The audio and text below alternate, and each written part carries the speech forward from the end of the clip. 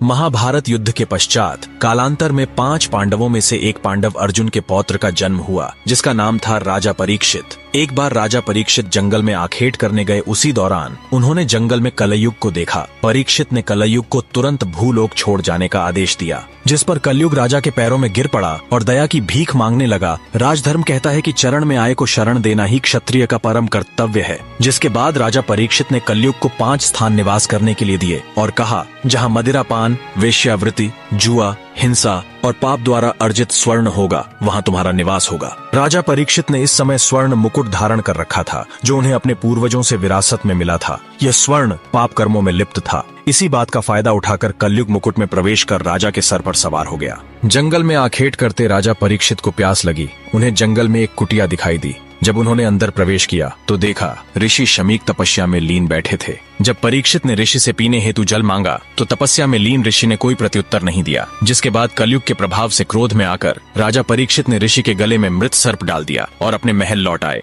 उन्होंने जैसे ही आराम करने के लिए अपना मुकुट उतारा, उन्हें ज्ञात हुआ उनके हाथों से बहुत बड़ा अनर्थ हो गया है। राजा तुरंत घोड़े पर सवार हुए और ऋषि शमीक की कुटिया के समीप आ पहुंचे। लेकिन राजा से ठीक पहले ऋषि शमीक के पुत्र ऋषि श्रृंगी वहां पहुंच चुके थे। जब अनभिज्ञ ऋषिपुत्र श्रृंगी ने देखा कि मेरे पिता के गले में कोई मृत सर्प डालकर चला गया, तो क्रोधित ऋषिपुत्र श्रृंगी ने यह श्राप दे डाला कि जिस किसी ने भी यह कुकृत्य किया है, उसे आज से ठीक 7वें दिन तक्षक नाग डसकर मृत्युलोक पहुंचा देगा। दूर खड़े राजा परीक्षित ने यह सब सुन लिया, जिसके बाद राजा परीक्षित काफी दुखी हुए, क्योंकि कहा जाता है जब किसी की मृत्यु सर्प काटने से होती है, उसकी कभी मुक्ति नहीं होती। इसके समाधान के लिए राज्य के पुरोहितों ने 7 दिनों में श्रीमद् भगवद गीता का पाठ कर राजा परीक्षित को सुनाया। जिसके बाद राजा के सप्ततल प्रासाद महल की सुरक्षा इतनी कड़ी कर दी गई कि कोई परिंदा भी पर न मार सके। लेकिन फिर भी ठीक 7वें दिन तक्षक नाग किसी तरह महल में प्रवेश कर गया और राजा परीक्षित को डस लिया। जब राजा परीक्षित के पुत्र जन्मेजय को यह ज्ञात हुआ कि उसके पिता की मृत्यु तक्षक के डसने से हुई है, तब जन्मेजय के मन में प्रतिशोध की भावना भभक उठी और जन्मेजय ने सांपों का अस्तित्व मिटाने की प्रतिज्ञा ली और सर्प दमन यज्ञ प्रारंभ कर डाला।